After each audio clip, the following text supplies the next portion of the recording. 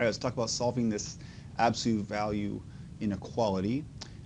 First things first, before we can do anything with this inequality, we first need to isolate this absolute value part. What we do is we treat it like a variable and we solve for it. In this case, what I'm going to do from both sides is I'm going to subtract 9 from both sides of this inequality. And that would give me, so that 9 is going to take away that 9 right there, so I get negative 3. Times the absolute value of 5x minus 5, which is less than 9. I'll make a statement here too. It's really important to know that we can't actually perform this subtraction right here because the multiplication with the 3 times whatever the absolute value comes out to be occurs first because of PEMDAS, and we're not allowed to do 9 minus 3 to get 6. So that's important kind of to say out the gates. Okay. So we're here. We've subtracted 9 from both sides, and now I'm going to divide by negative 3. Again, importantly, as I'm doing this stuff, nothing can affect the absolute value. You cannot add or subtract in any way stuff through the absolute value. It's not allowed. It can't happen.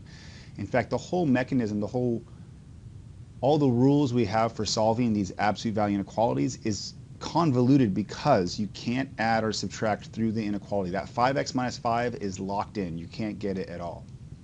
Okay, I'm going to divide by negative 3. All it's going to do is take this negative 3, this multiplication by negative 3 out.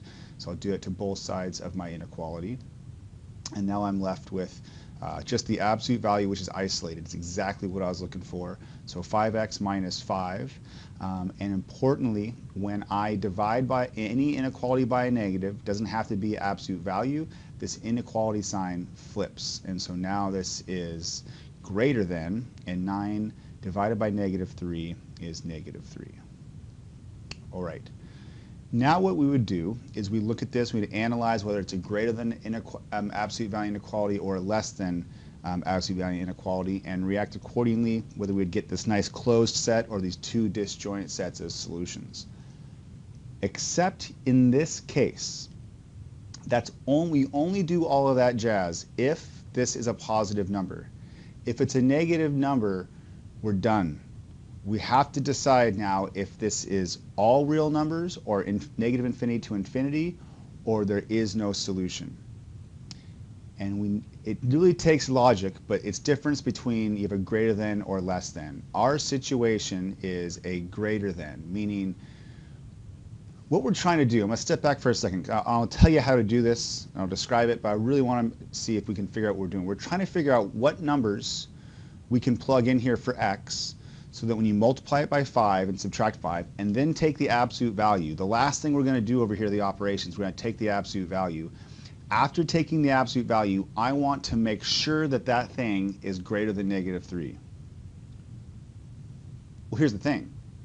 Whatever you plug in for x here, after you multiply it by 5 and subtract 5, and then take the absolute value, there's no way it's not going to be bigger than negative 3. This will always output a positive number or 0, because that's what the absolute value does. It doesn't output negative numbers. It can't, in fact, output anything less than negative 3. So let me generalize this, and this is what you really need from this. Again, it's because of negative on the outside here. If this was a positive, we treat it like a normal. If we have 5x minus 5, and what's inside the absolute values is not important, but I'm going to keep it the same. But if we have it in this case where it's greater than negative 3, the statement is every single number works. There's no number that won't work to be plugged in here for x to make this expression bigger than negative 3, because the absolute value will restrict it to 0 or positive numbers. So the numbers you're allowed to plug in here are any number from negative infinity to infinity, or a fancy way of just saying all real numbers. Okay, if we hadn't flipped that inequality sign, if instead this was the absolute value of 5x minus 5 is less than negative 3. Now this question is asking, what do we plug in for x here so that after taking the absolute value, this thing outputs something that's less than negative 3? Well, we just said that the absolute value expression will always only output something that's 0 or bigger.